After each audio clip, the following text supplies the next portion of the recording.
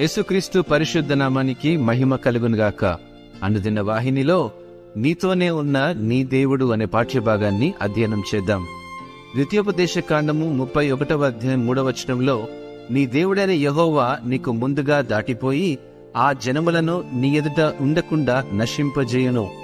నీవు వారి దేశమును స్వాధీనపరుచుకొందువు. యెహోవా సెలవిచ్చి ఉన్నట్లు యెహోషువ నీ ముందుగా దాటిపోవును.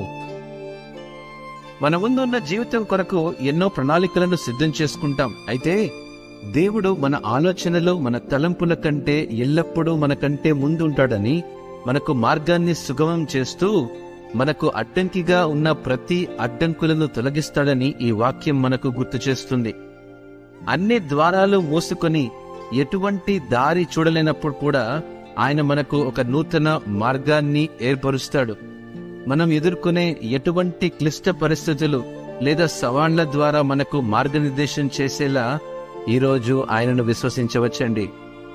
ఇశ్రాయేలును వాగ్దాన దేశానికి నడిపించడానికి దేవుడు యెహోషువను ఎన్నుకున్నాడు. మరియు నీవు నడుచు మార్గంలో నీకంటే ముందుగా నేను ఉంటానని దేవుడు వాగ్దానం చేశాడు.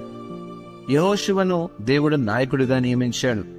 దేవుడు మనపై నియమించిన నాయకులపై నమ్మకముంచి అట్టి నాయకులను నడిపించిన దేవుడు నేడు మనల్ని కూడా నడిపించగల సమర్థుడిని విశ్వసిద్దాం. ఒకవేళ ఈ మాటలు నీవు విశ్వసిస్తే ఒకసారి ఆమెన్ చెప్దామా? ఆమెన్.